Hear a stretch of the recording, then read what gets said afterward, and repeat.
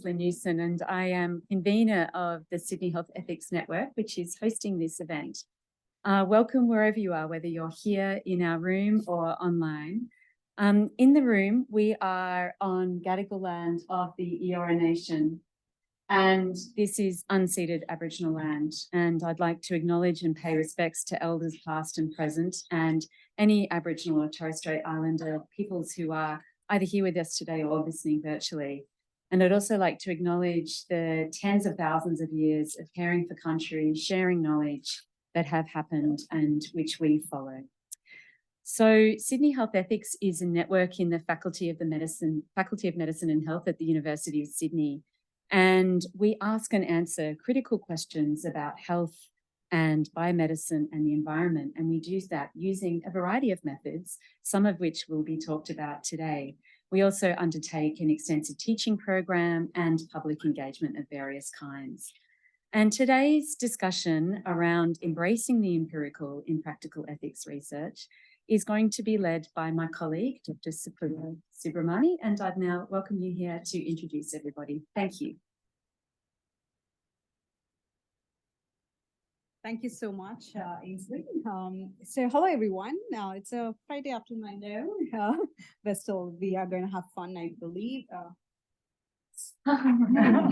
So when I think about, my work or the scholars who use quantitative and qualitative research, I think of khichdi. I'm not sure the cultural reference here, everyone gets this, but the reference I'm trying to have this, it's a metaphor which is used in the Indian subcontinent. It's a dish which has a dish made of rice, lentils, and vegetables, and you can mix and match in different textures of vegetables or the layers of certain lentils.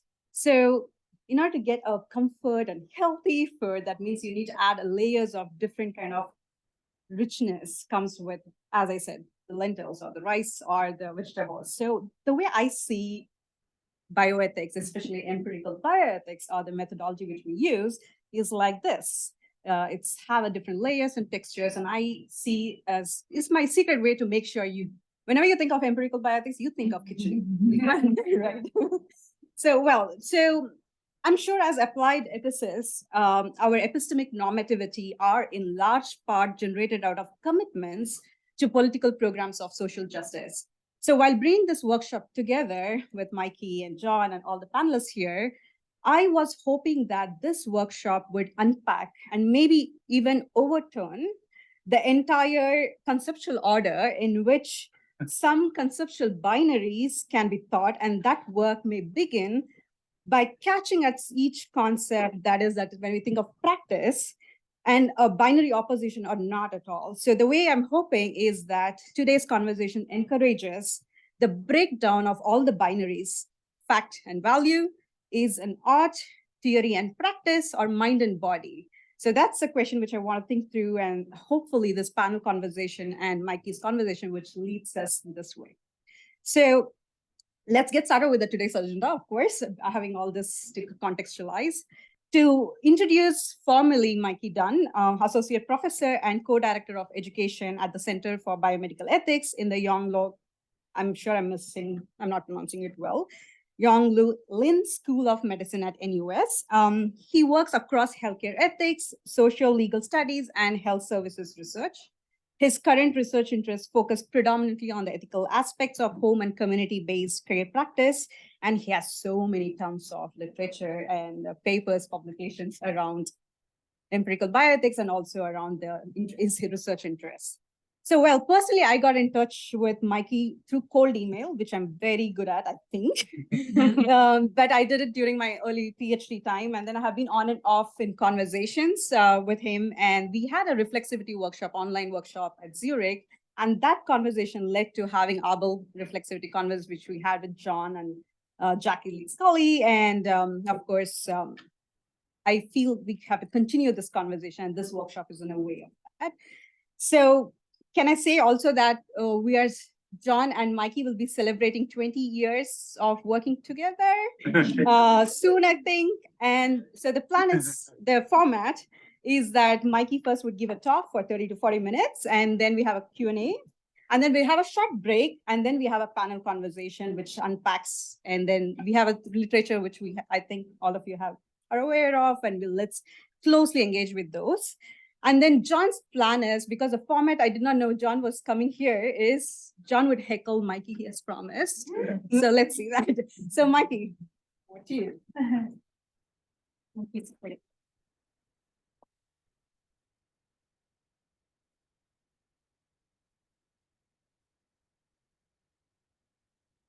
Well, thank you very much, Supriya Ainsley, for the invitation, and to all the colleagues from Sydney and beyond for joining. It's really nice to start with food. My mother makes an anglicised version of this dish we call kedgeree, and it's full of smoked haddock, which seems like a real kind of violation of the principle. I love it. So that's a great way to start. It's a pleasure to be here. It's a pleasure to be here, especially after 4 days in Brisbane, where I'm sure we're all utterly sick of fraternising with bioethicists. But here we are with one last attempt at socialising and networking and getting to know each other. And what better topic to do that with than empirical bioethics and the nature of the field? So, a couple of provisos, I guess, before I start. I'm just trying to work out how to do this. I can't see my own screen. Yeah. You can see it up here, but not on here. Is that possible? Okay. Perfect. Thank you very much. That's great. A couple of provisos. One is this is going to be an unashamed 3 hours of navel gazing. We're going to be thinking about what it means to do the work that we do, reflecting on that, critiquing each other, definitely critiquing me, certainly Supriya. They're going to find my work way too conservative, I think, for what her aims of this session are going to be, but I hope that's okay. I also think that it's an opportunity for us to build on some of the stuff that I've written and John's written before. I know that some of the papers were shared beforehand. In my presentation, I'll review some of the basic considerations that I take for granted or advanced thinking around in empirical bioethics, and I'll also update some of those papers with some more recent thinking as well. I hope people will find interesting. I'm really looking forward to the debate. That's going to be fantastic. I think we've got like 90 minutes to talk together, which is brilliant. I've got 45 minutes planned, Supriya. I hope that's okay. Yeah. Okay, good. Fantastic. So I'll make a start, and I'll kind of talk through a huge number of points that I want to cover in a very short amount of time. Let me use this. Okay, good. This is kind of basic stuff. There's a common starting point that many people here will have complete understanding of. And try and Can you move just cross my Yeah. Yeah. Sorry. There we go. Good. So, we all know about the empirical turn. It's been well described, Samuel Hirst onwards. This idea that there's been a development in the field towards an increasing featuring of empirical study, particularly qualitative social science, in bioethics at the expense of more purely philosophical approaches. And we see that in the way in which publications go. We see that in the way in which conferences go. We see that in the way in which the kind of backgrounds of the people who work in the field have taken shape over the years, I think. I think it's fair to say that empirical bioethics is now very well recognized as a kind of core methodological subfield. We can talk coherently about it in those terms. And I think we can think about it as having come to age, that we will understand journals devoted to it. We will see panels that pick it up and people who just do it in their day-to-day practice. That's part of what we're doing in the field. And as we've developed that line or lineage of inquiry, an increasing amount of attention paid to precisely what on earth it's trying to achieve. In particular, and this is the focus for today, how we connect the empirical with the normative. Or perhaps more ambitiously, how we want to integrate the empirical and the normative in the studies that we do.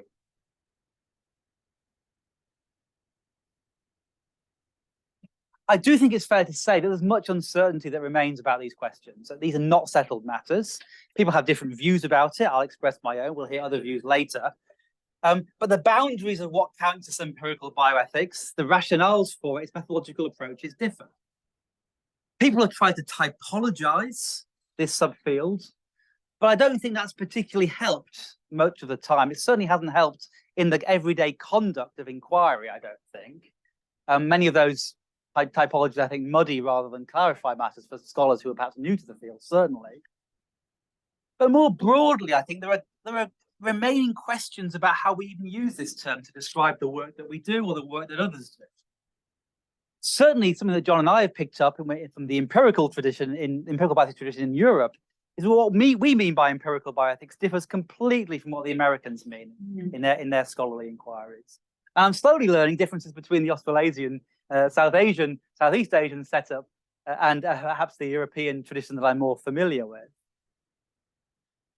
Also, I think the precise relationship between the empirical and the ethics is disputed. So what we mean by this entire term, empirical bioethics, captures a whole range of different assumptions, with people preferring other kinds of terms, perhaps to qualify the mode of EB that we're doing. So you might hear people talk about deliberative empirical bioethics, or integrated empirical bioethics, or dialogical empirical bioethics, or so on, which indicates a kind of schism or disagreement, I think, behind the scenes about precisely how we make sense of things that are being done. And you also see people wanting to fall back on their disciplinary identities when giving an account of themselves in this way. So you might say, I'm an empirical bioethicist who comes from this from a social research perspective. I'm an empirical bioethicist who comes from a more philosophical mindset, perhaps.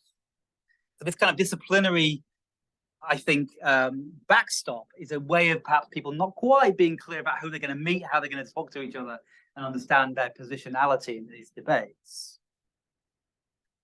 Where I am want to get to. That was typo, sorry about that.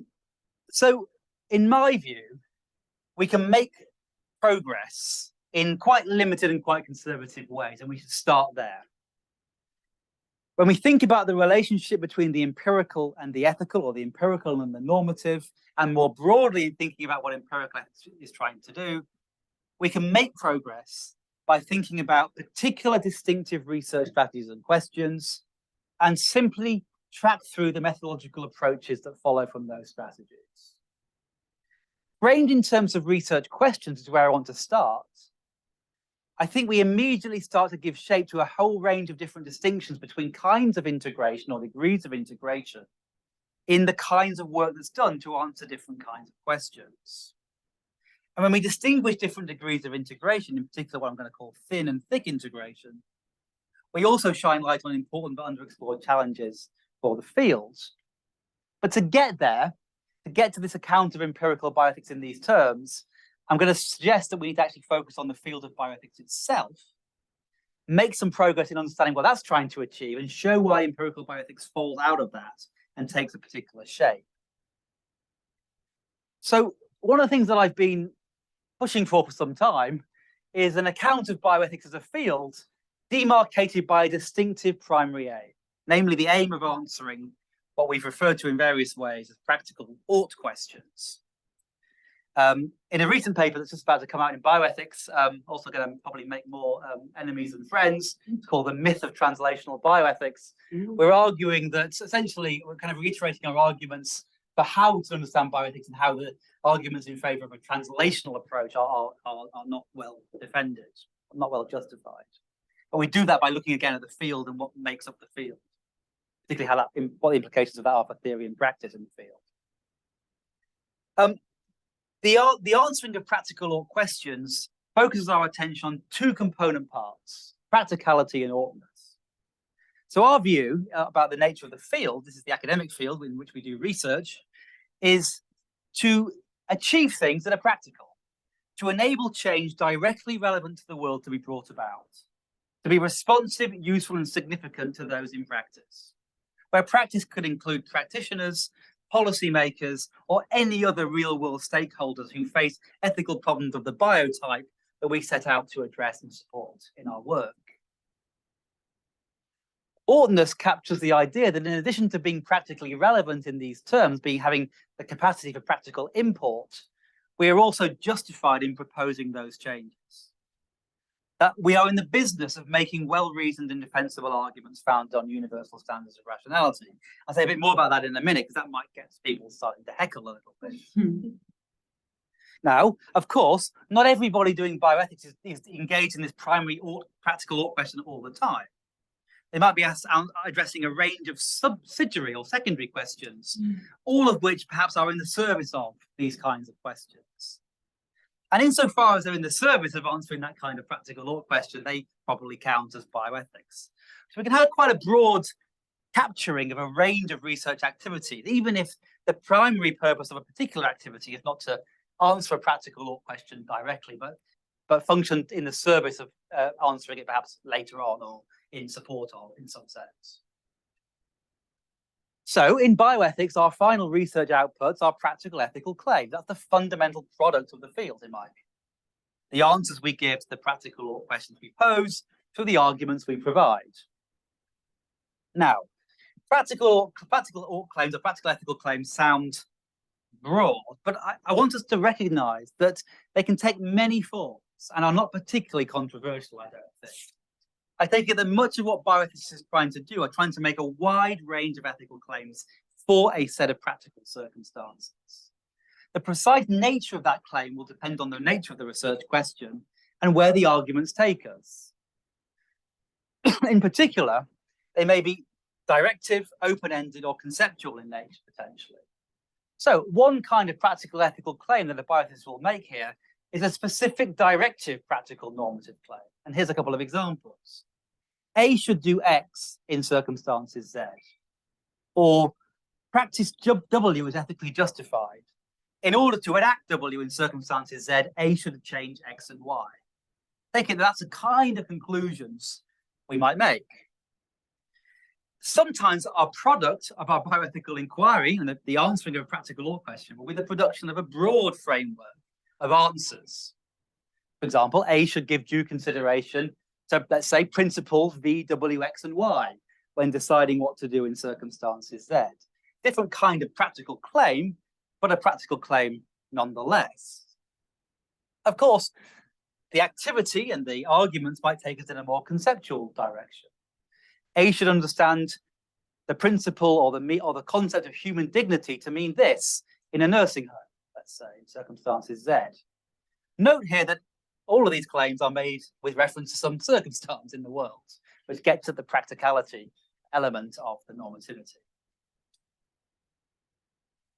So, obviously, you probably figured out that accounting for bioethics in these terms places practical ethical argumentation at the very heart of what we are doing as researchers.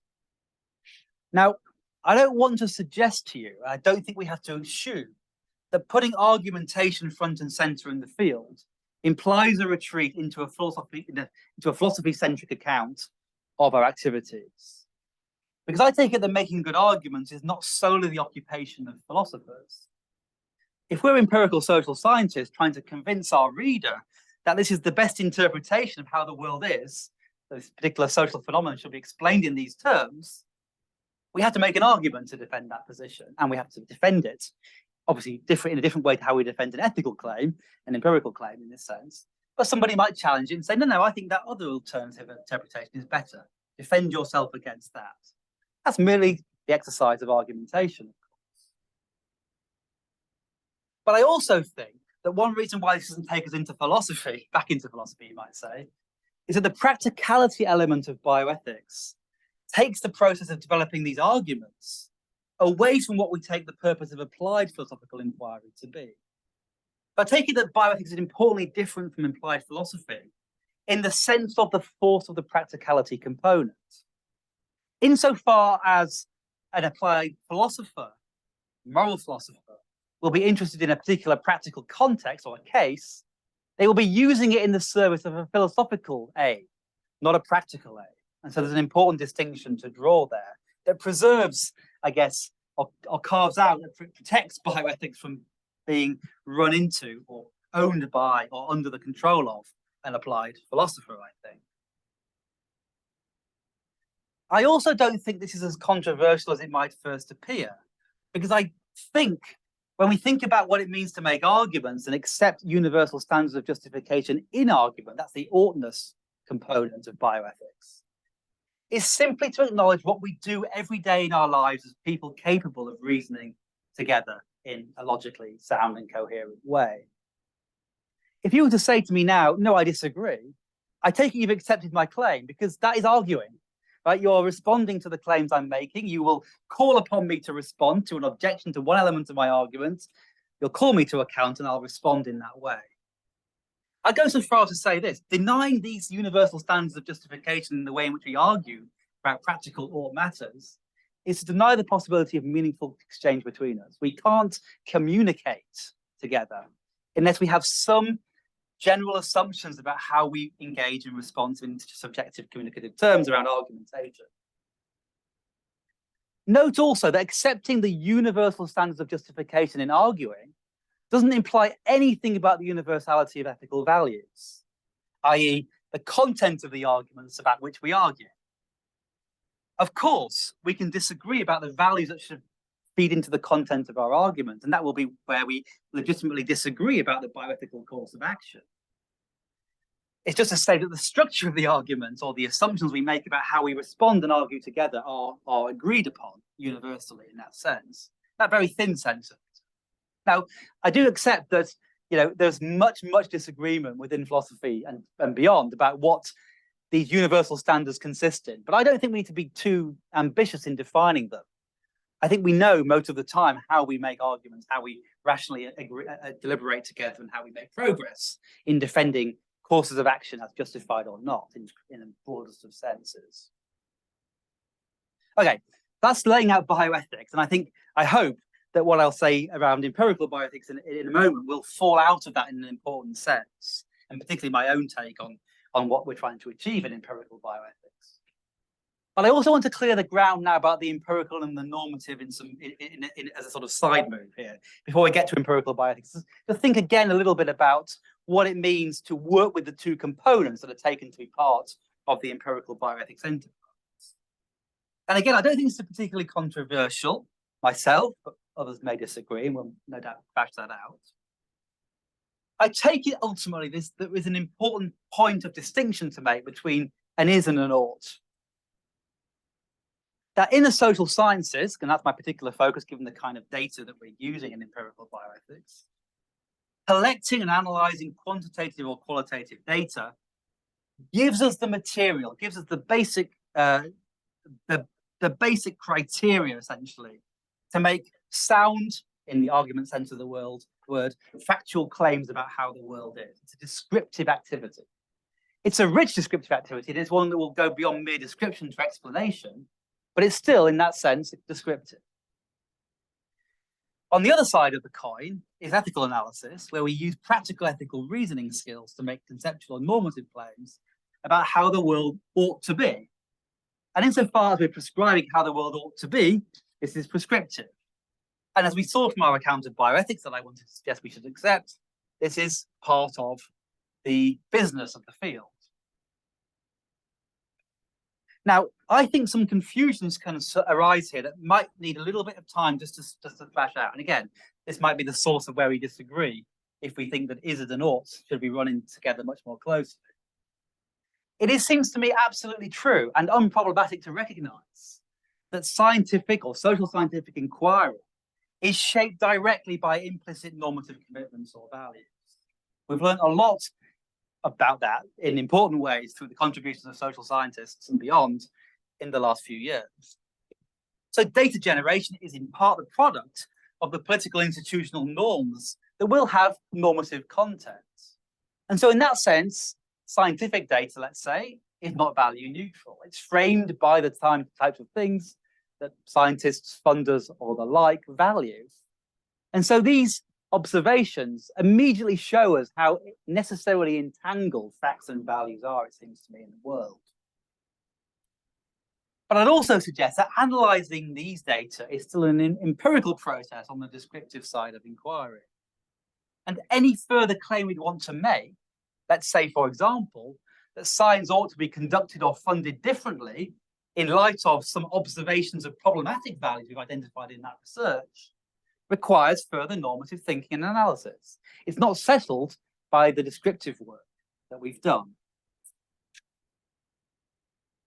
Equally, it's well recognized that people have views about health or scientific practices that are characterized by fundamental ethical commitments, including those doing the inquiry themselves.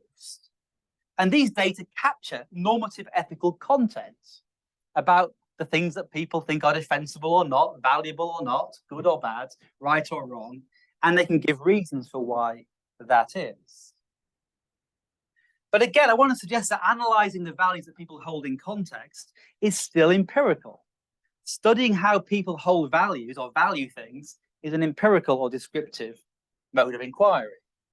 And again, any further claim, for example, that we should accept or deny the views that we hear and reshape practice in science or healthcare accordingly, requires further normative analysis. So in my view, the difference between the descriptive and the normative, the empirical and the normative, if you prefer, is best understood in terms of modes of justification in arguments, not in the basic content, because as we've seen, facts, values, empirical normativity, they're very closely entangled in the ways in which the world takes shape. But this is a distinction I think that we can hold on to in our discussions. I would want to. And this is how they differ in terms of their modes of justification. Is this claim about what people think or do a correct representation of the world, such that one has good reason to accept it? The normative side, is this claim about what we ought to do ethically justified, such that one has good reason to accept it? In both cases, we need argumentation to give us the reasons and the kind of the force of the claim that we want to make to answer that correctly or not, to reinforce the answer that we give and to defend it. Okay, back to the empirical term, right back to the start. So when people talk about the empirical turn and the rise of empirical bioethics, the generic and generalized view that's expressed is one in which we want to ensure that ethical arguments we make are appropriately connected to the real world, that the real world matters in some sense. And so the often implicit idea that's part of this claim is that our arguments in bioethics, our answers to practical ought questions, are improved in some important sense if they're either sensitive to or directly responsive to data about what happens in the world and why it happens. But I think we can go further than that. Based on, if you accept what I claim about the nature of bioethics itself, we have a field that is necessarily concerned with the practical relevance of its arguments. And it seems to me that that field will be significantly advantaged by immersing itself in the practice, in the empirical, in the real world, by sensitizing its inquiry to the world outside the academy in which the problems arise that people like us are trying to resolve. Because we have this practicality component as well as the oughtness component in my view, what defines us as inquirers in bioethics. So, what does that mean for how we go about inquiry? So I think it's important to recognize that practical ought questions in bioethics take multiple forms and connect in important ways to making practical ought claims. So in considering the varying methodologies for embracing the empirical or integrating the empirical with the normative in the field, I think we can helpfully dissect overarching strategies that try to seek how to attend to practical ethical understanding in the real world context. And I want to suggest that there's a helpful distinction to make between thin integration between empirical and normative thinking in bioethics, which is largely unproblematic, partly holds on to established alignments between disciplinary contribution, raises some tricky methodological questions, but is generally quite acceptable to most people, I think. And then we can turn to the thick integration between empirical and normative work, where I think we get to much more radical territory quite quickly. We're thinking about approaches that actually recast the relationship of inquiry between ethics and the real world, that could reflect much more radical philosophical, political, or moral commitments. And understanding those developments in the thick integration type of approaches of research require us to really look closely about the justifications that underpin why we should thickly integrate the empirical and the normative in the development of research methodologies. I want to suggest even further that these kinds of approaches really actually get a whole different way of developing ethical claims entirely and doing bioethics itself. I'm going to go through this quite quickly because I don't want to run out of time. I've got three strategies, or three kind of research questions that we might embark on that I think capture the thin approach to integration. This is not the entirety of the approach. It's just three examples, the kind of things that strike me as emblematic of thin approaches to integrating empirical and normative work, and the kinds of contribution that empirical work can make to the field.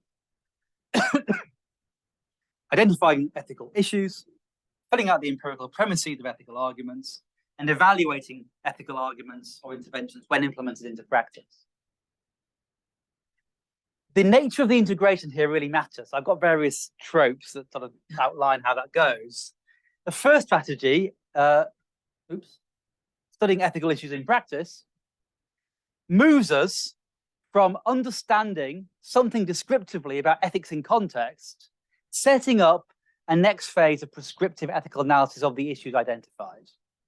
This is a horizon scanning activity, and there are multiple examples every month in bioethics journals of this kind of work. What might typically happen is that a researcher goes out into the field, the practice, the setting, and looks for what real-world problems people are actually facing, particularly when new developments are happening, or new policies are being considered, or new technologies are being invented and applied.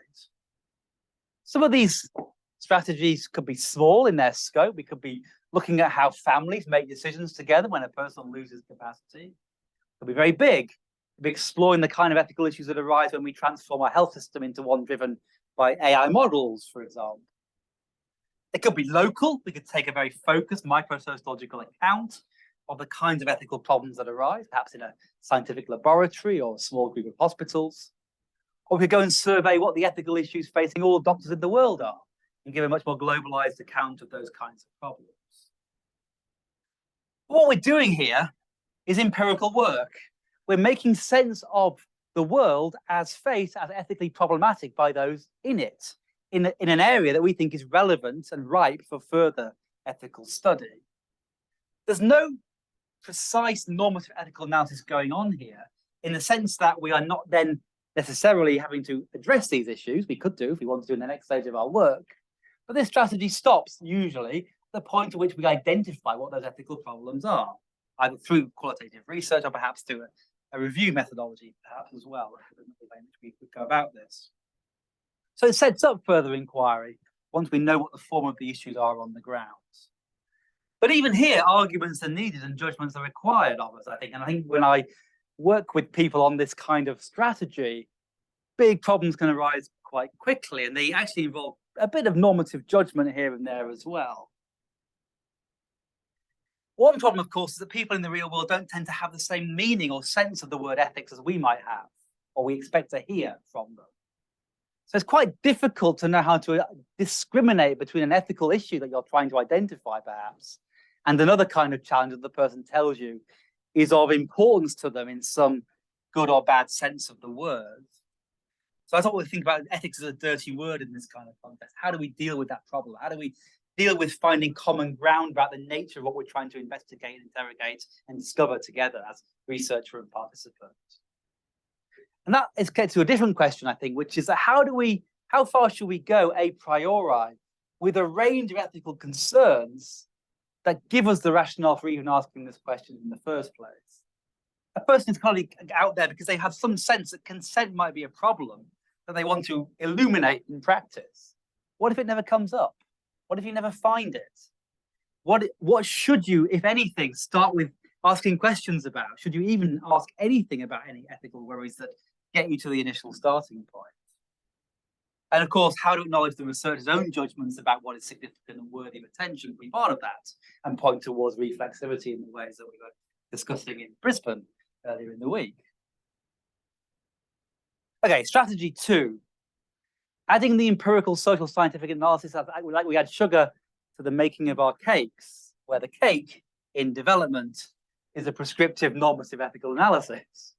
A bit forced, I'm sorry. Okay. This, I think, is the kind of way in which, if there's philosophers in the room, they would most commonly understand empirical work to play in an applied philosophical piece of work or the development of a normative ethical argument.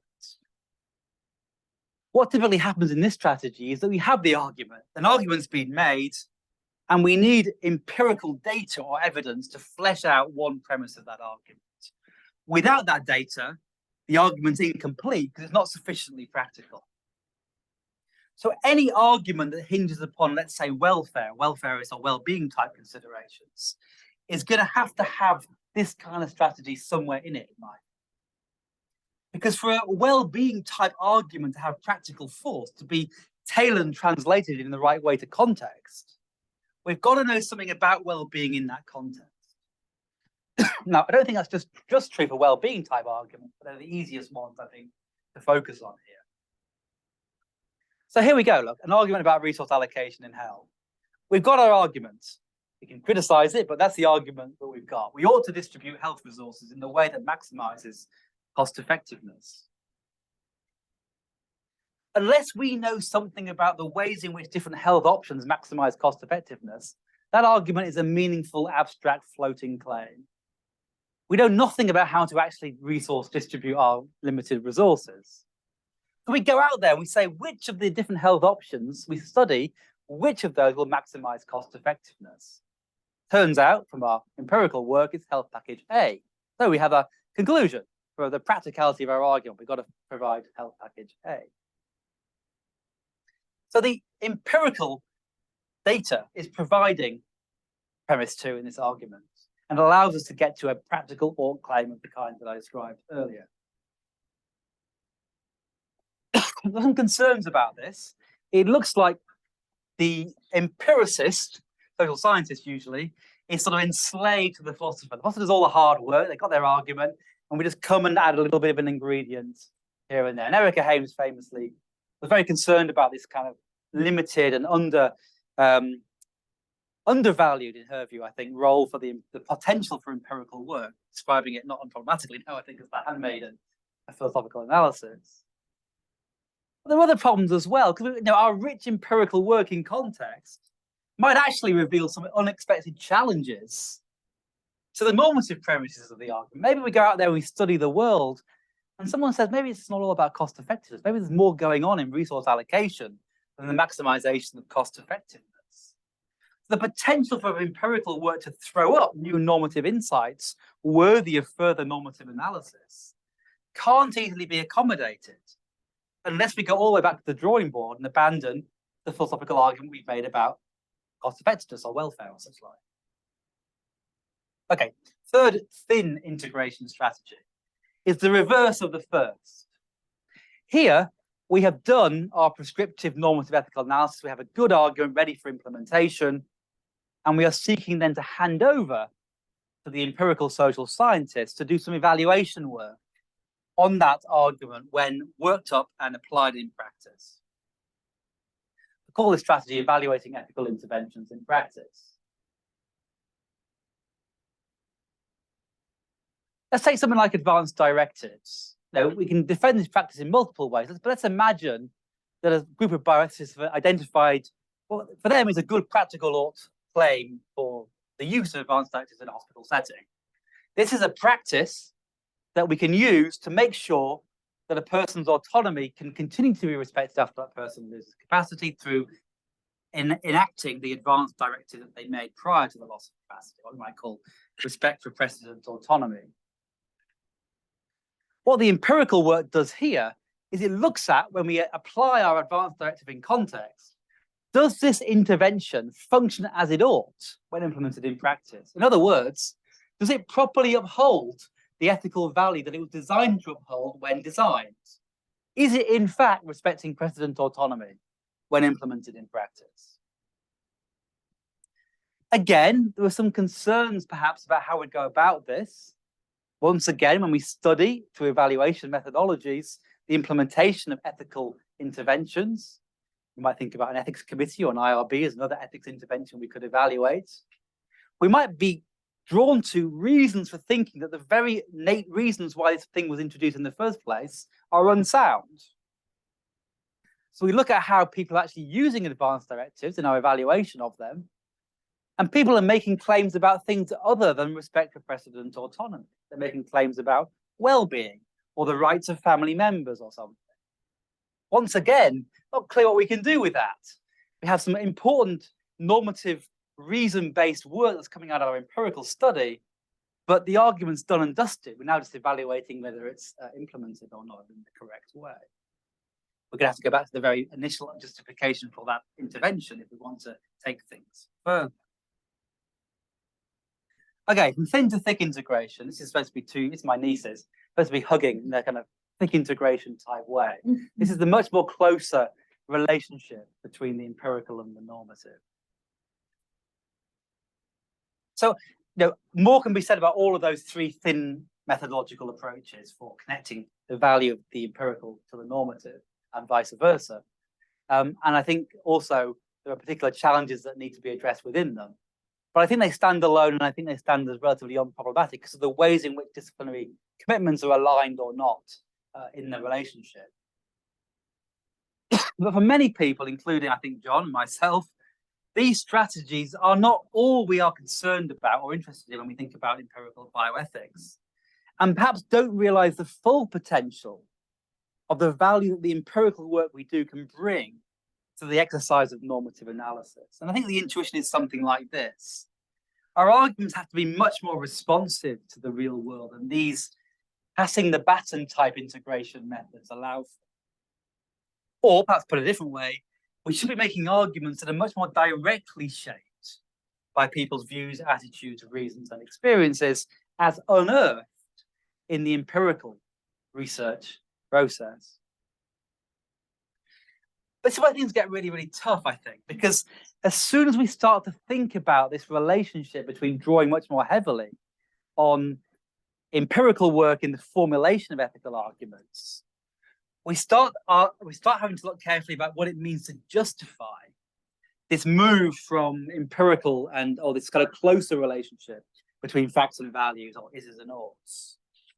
So what we've seen, I think, are multiple strategies for justifying thicker integration in empirical bioethics. This gets into some quite deep territory, but I think it's worth looking in detail at these justifications because they point us towards very different methodological travels. And we'll identify different people that we know who do different kinds of things in different kind of ways for different kinds of reasons. So I want to suggest, and this is not, again, particularly formal distinction, it's just I think we can use to help us to navigate these debates. It's four kinds of strategies: metaethical justification strategies, political justification strategies, normative justification strategies, and what I'm calling metaphilosophical justification strategies. The meta-ethical justification strategies for this thick integration of the empirical and the normative predominate, I think. The fundamental idea here is to go back to the very basics of what ethical phenomena are and how we understand the nature of moral knowledge in the world. So I think all of these justifications in different kinds of ways and with different kinds of radicalness connect to a fundamental claim about the nature of ethics itself and how the relationship between facts and values follows from that claim, either in the denial of a distinction between facts and values or a much more complex intersection of the two. And we have the intuitionist positions, the phenomenological positions, the hermeneutic positions, pragmatist positions, the ethical naturalist positions, and the moral particularist positions. I won't say any more about those now, but I'm sure we can share more discussion about them later if people are interested. But unsurprisingly, they all take metaethical stances where the world outside of the armchair has a very important role to play in thinking about what makes up ethical claims and ethical facts themselves. Now, I'm just going to raise a few kind of concerns and sort of worries or discussion points really about all of these approaches. Founding a justification on a specific metaethical view, I think, puts the field on a back foot immediately, because these views are contested and far from settled. And it seems very problematic to try to articulate the value of a methodological stance by settling a very old debate about the nature of ethics itself. Because if you don't buy that first principle commitment, you're not going to buy, it seems to me, much of what follows. And one of the things that I think that comes out of this maybe is a siloing problem. There are going to be people who commit themselves to the phenomenological stance who will accept certain methodological approaches that are not going to be accepted by the intuitionists or the ethical naturalists or the pragmatists or so on. And so the field is split on first principle terms. At the very least, each paper has to justify the fundamental methodological stance that it stands from, it seems to me, to gain general traction and acceptance within the field. if one doesn't share that stance.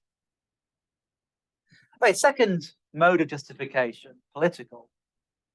Here it seems to me we justify the thick integration of the empirical and the normative by recourse to a politically defensible approach to settling ethical disputes, usually in the context of a dispute in practice that relates to public policy, through a commitment to deliberation, and normally a justificatory strategy of consensus building that involves the recruitment of and the discussions with members of the public. So a very common and increasingly dominant political justification of this kind is one that embeds the thick integration of empirical bioethics in an account of democratic representativeness, where producing policy-orientated claims will draw on those democratic consensus building techniques developed within politics or for politics and matters of public policy setting. And so we see the use of things like citizens' juries coming into the field, it seems to me, with these justificatory standpoints in place. I can see whether people agree with that, but that's my take on it. But again, what do we think? One immediate concern might be that when we move from philosophical standards of argument, justification in argument, to political standards of justification, for example, the reliance on consensus rather than ethical justification itself, we move from, it seems to me, foregrounding philosophical or academic norms around arguments to political norms developed from an entirely different context. It also seems right to me to point out that whilst bioethicists might become involved in setting a policy and being involved in public policy matters, the activity of doing academic research in the field is not itself a policy-making activity. And so relying or justifying our claims on the basis of political norms could be problematic.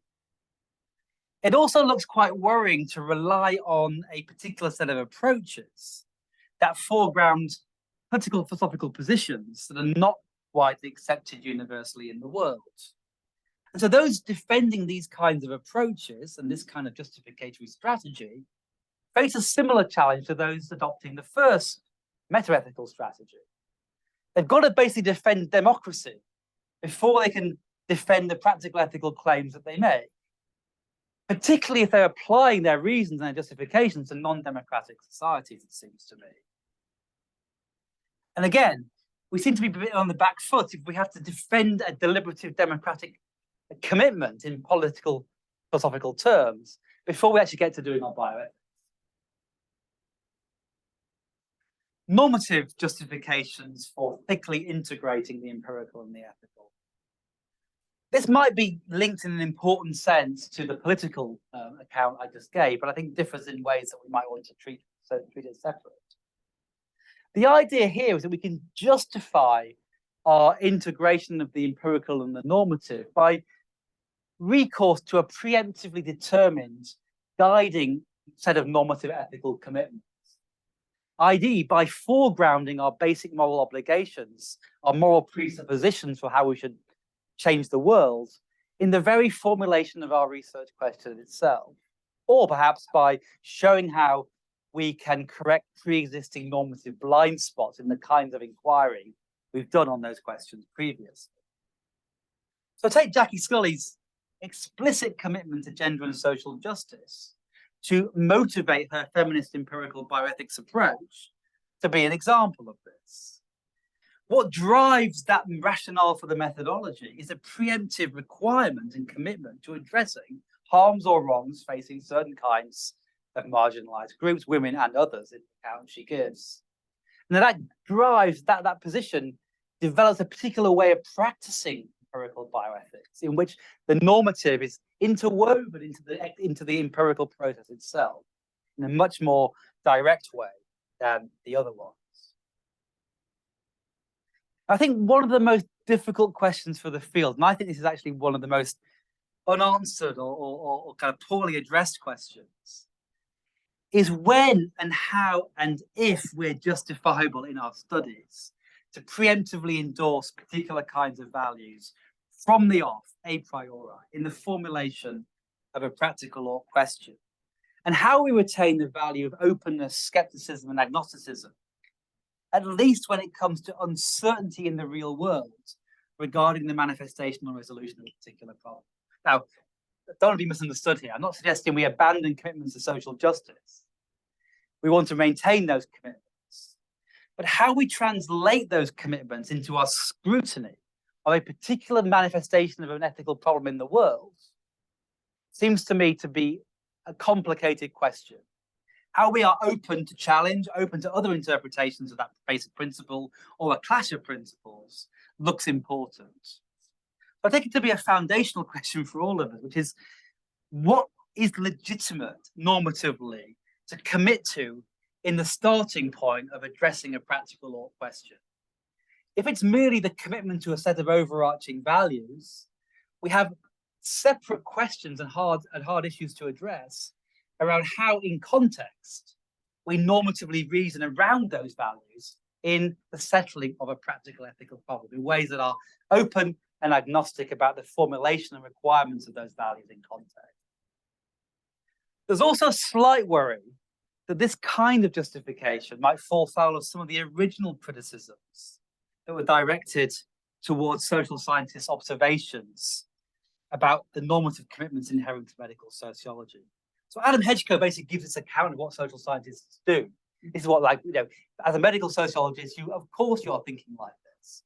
We don't need empirical bioethics as a separate discipline or field if this is the account we want to give of the justification we want to provide. Okay, and finally, metaphilosophical approaches. This is the approach that I favor, and it tries to justify the thick integration of the empirical and the ethical by recourse to a view about the purpose, nature, and criteria for practical ethical argumentation in real-world settings. It tries to divest itself of any substantial or metaethical, political, or normative set of commitments in doing so, by arguing that when we come to make good practical ethical arguments in the world, on ones that capture the oughtness and the practicality requirements, we are in the business of developing arguments with two elements. Arguments that are convincing, those that are rational, logical, and well-reasoned, and those that actually convince.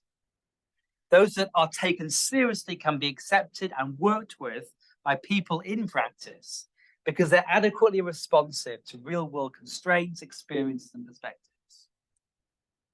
Now, as people are frequently in the world convinced by unconvincing arguments, we can give many examples of that, and many convincing arguments are treated as some incomprehensible claptrap, it seems to me that we have reasons for thinking about an approach to our study that co-produces arguments in context in ways that try to produce arguments that can be both convincing in the oughtness sense of the term and that actually convince those people in practice such that they can be implemented and worked and applied.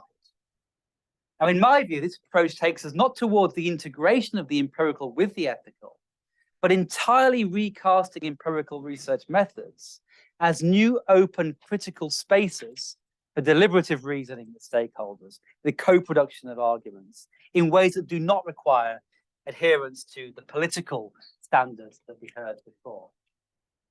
Okay, I'm going to let people criticize me. I won't go through that because I'm running out of time.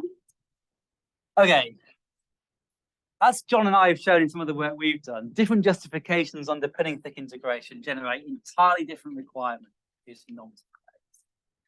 Many different methodological proposals track the different justifications put forward. So, if you accept the political justification for thick integration, you get citizens, juries, and deliberative political methods. If you accept the intuitionist view, you get perhaps collective reflective equilibrium for policy, or CREP. From another metaethical position, John's position, you get reflexive balancing. They all fall out in importantly different ways from the original justifications.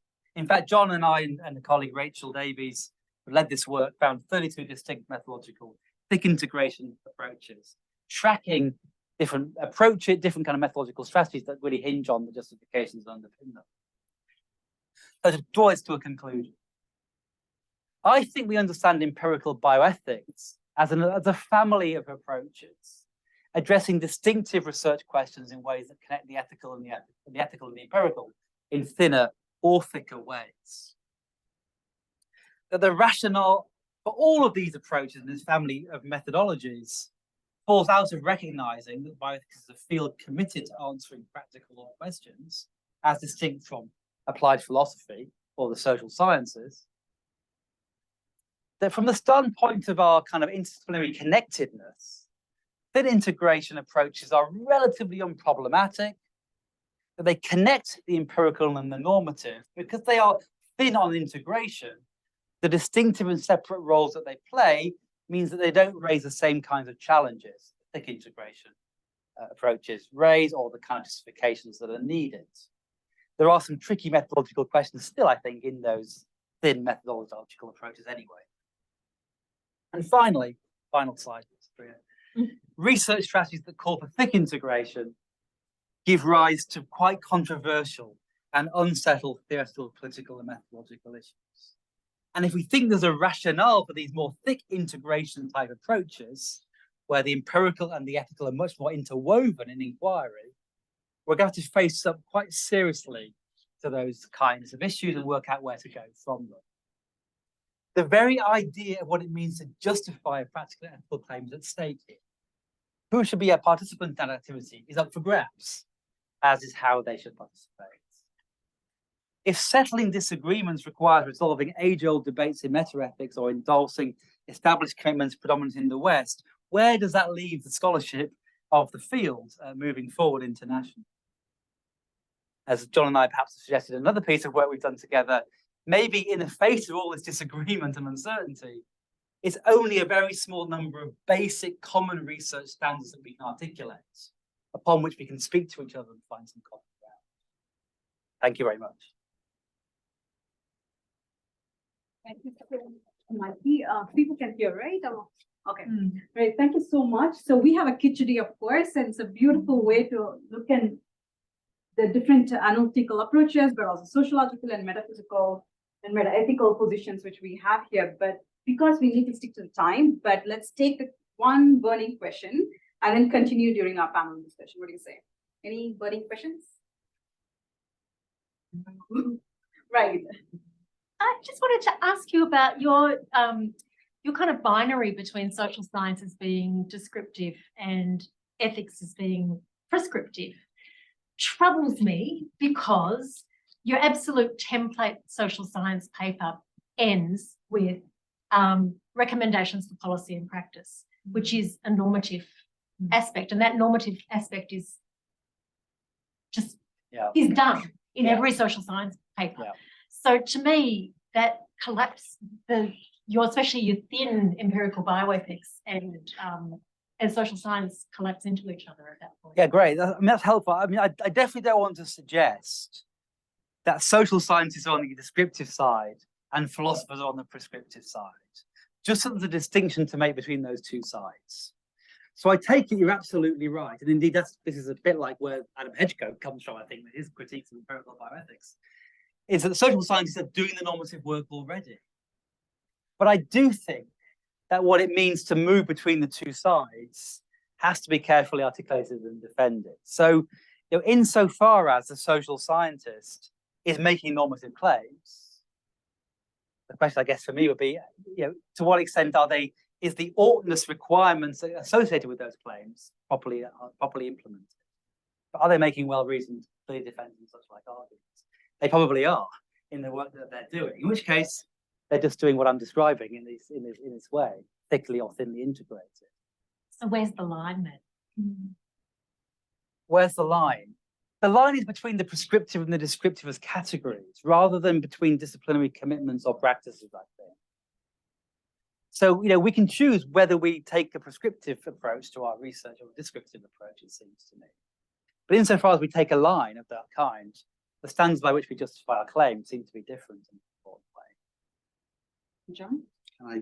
I mean, the way that I've always thought about the difference, I think that Mike is quite right in that it's about articulating different kinds of practice, not necessarily pigeonholing people as social scientists or ethicists. But the distinction that I see is that if it's bioethics and prescriptive work, the research work is about articulating and justifying, working out what the normative claim should be. Whereas if you look at the normative claims made in typical social science work, they might be the starting point, and you're looking at how they can be implemented and how they're understood in practice. But the work isn't about justifying the normative claims. It's about understanding and implementing them rather than working out what they ought to be. Is that? Yeah, but you work towards those normative claims in the social science paper. You And so don't- I really Yeah. struggle with this Yeah. as someone who claims to be an empirical Yeah. bioethicist and has sometimes been told by reviewers that I'm not. I'm very excited to continue these yeah. conversations, and definitely I'm sure we'll keep heading to this fact value and then normative and prescriptive conversations. So let's go for a short break and then come back at 3:30. Great.